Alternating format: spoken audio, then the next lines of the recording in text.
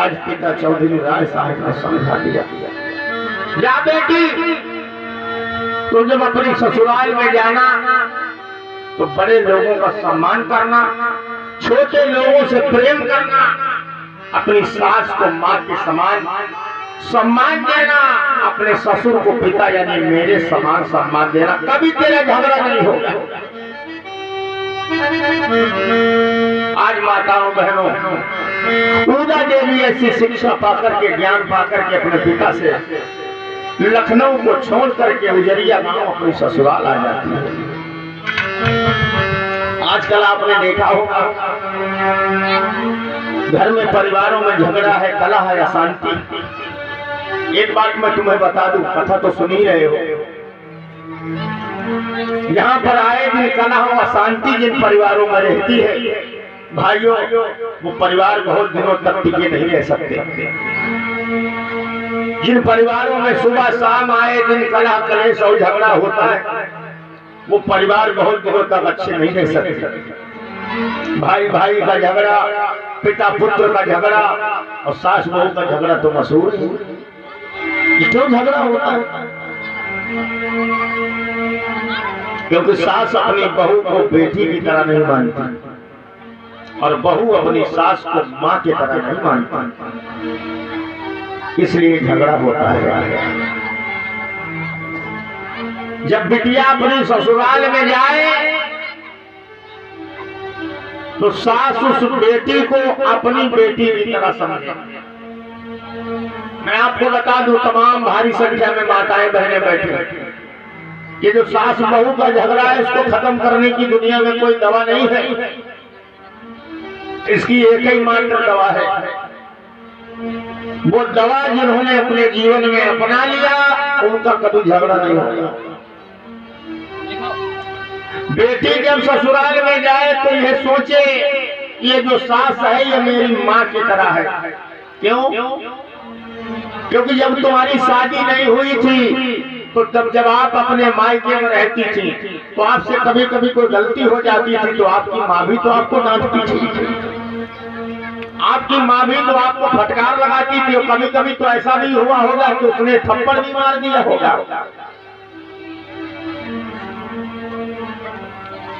और सास का यह कर्तव्य बनता है कि वो अपनी बहू को बेटी की तरह पालन पोषण करे।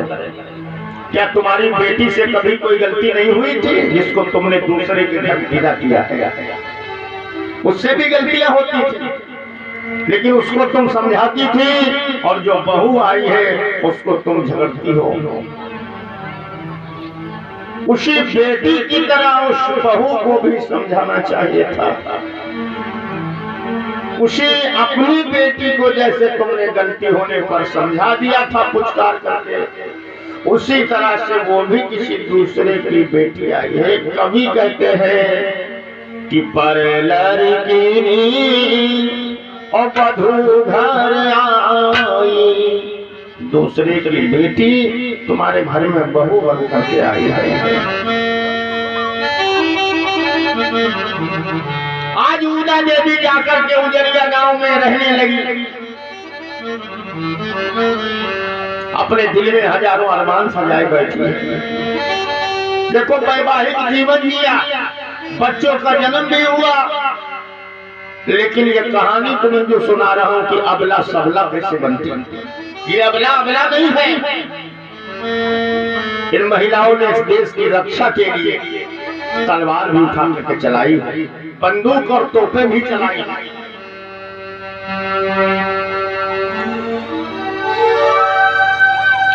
आज ऊदा देवी अपने पति का सम्मान करती है, अपने सास ससुर का सम्मान करते हुए अपने जीवन को जी रही है। लेकिन एक बात बता दूं, समय दुनिया में बड़ा बर्बाद है। इधर उसी समय हमारे देश में अंग्रेजों की हुकूमत थी, और लखनऊ में एक जगह पड़ती है जिसको आप लोग जानते होंगे, जिसको रेजिडेंसी बोलते हैं। रेजिडेंसी में अंग्रेजों को भारत के जवानों ने बंद कर दिया था और खाना पीना देना बंद कर दिया। जब अंग्रेजों को यह पता चला कि रेजिडेंसी में हमारे जवान बंद हैं, कैद हैं, तो अंग्रेजों ने आदेश दिया कि जाओ और कैसे भी वो जो जवान हमारे रेजिडेंसी में कैद है उनको छुड़ा करके ले आओ।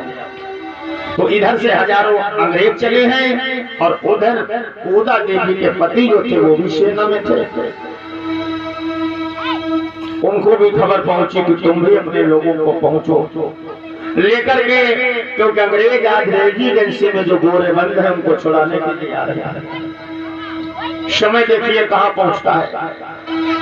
आज उधर से हजारों अंग्रेज और इधर से ओदा देवी के पति 200 जवान लेकर के चले हैं।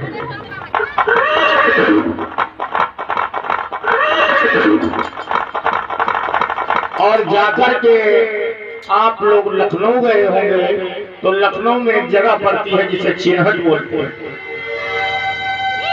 ये चिन्हट जो भाइयों बाजार आजकल है, चिन्हट मार्केट है।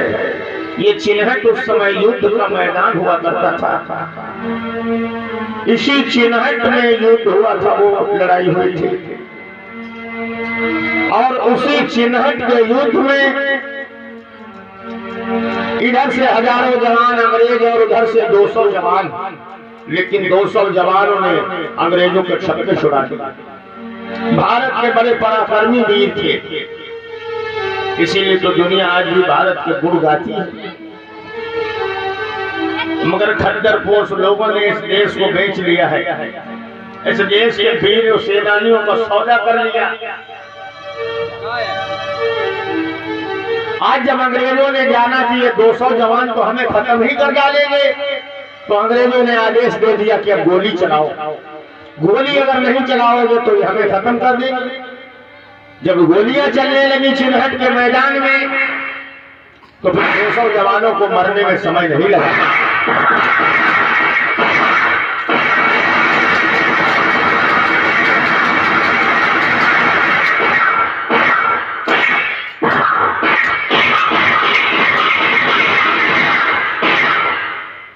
और कोई बचा?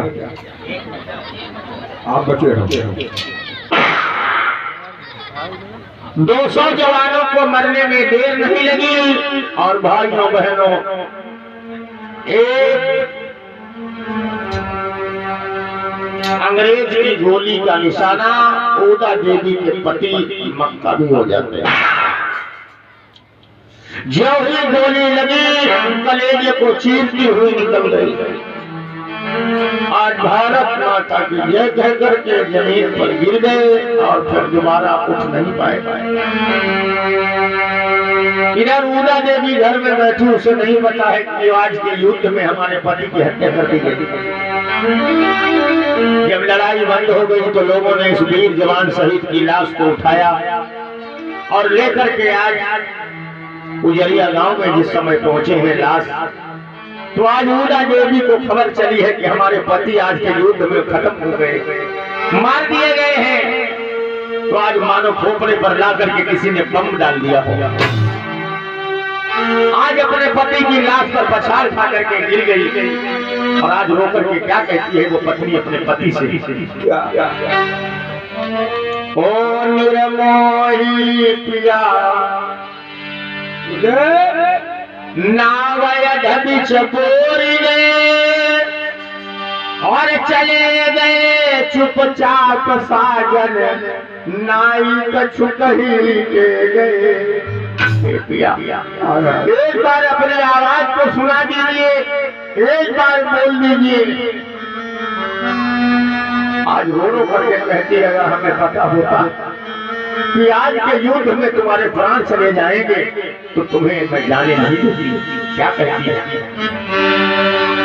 जानती थी ना आज के युद्ध का परिणाम में, और सौगंध साजन आपकी जाने नहीं देती तुम्हें। अगर हमें पता होता कि आज के युद्ध में तुम्हारे प्राण चले जाएंगे तो मैं तुम्हें लड़ने के लिए कभी जाने नहीं देती। कि स्वामी एक बार अपनी आंखों को खोल लो, एक बार बोल दो। आज लोग समझा रहे हैं, बेटी मरे हुए लोग भूला नहीं करते। तेरा पति मर चुका है, तू क्यों पागल हो रही है? लेकिन उसको कौन समझाए? ओ निर्मोही पिया तो तेरी दुल्हन रही जगाई रे।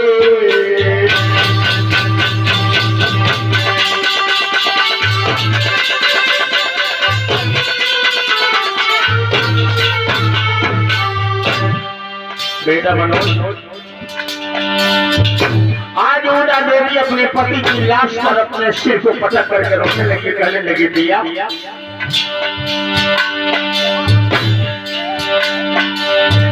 ओ निरमोई पिया तो तेरी दुल्हन रही जगाई रे।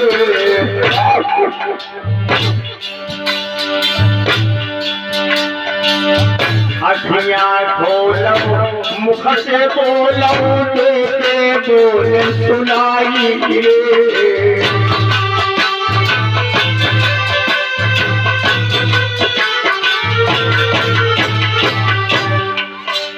आज उड़ा देवी रो रो करके कह रही है पिया, एक बार अपने आंखों को खोल दो स्वामी, कैसे हमारे छोटे छोटे बच्चे जिएंगे।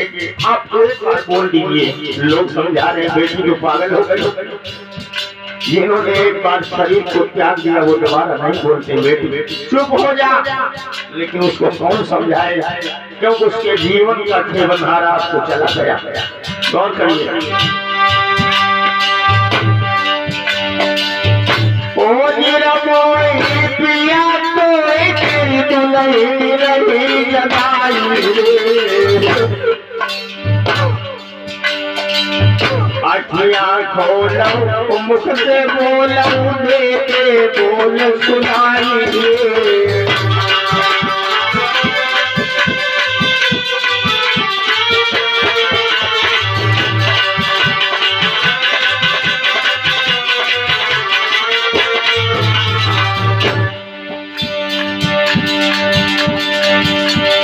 जीवन सहारे नाथ हमारे तुम बिन को घर तार कैसे कटी गई जीवन नाथ आई तुम बिन मेरे घर तार रे।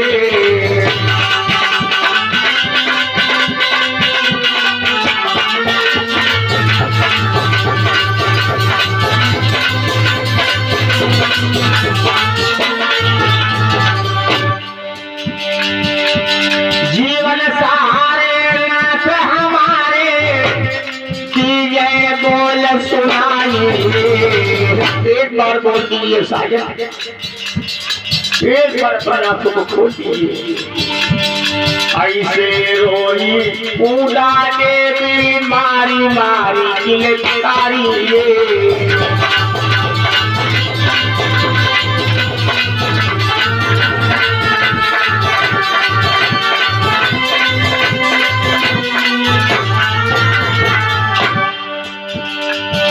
मेरे जीवन की खेवैया नावपति तुम कहाँ चले गए। आज रोती है बहनों। मेरे जीवन की खेवैया नावपति तुम कहाँ चले गए।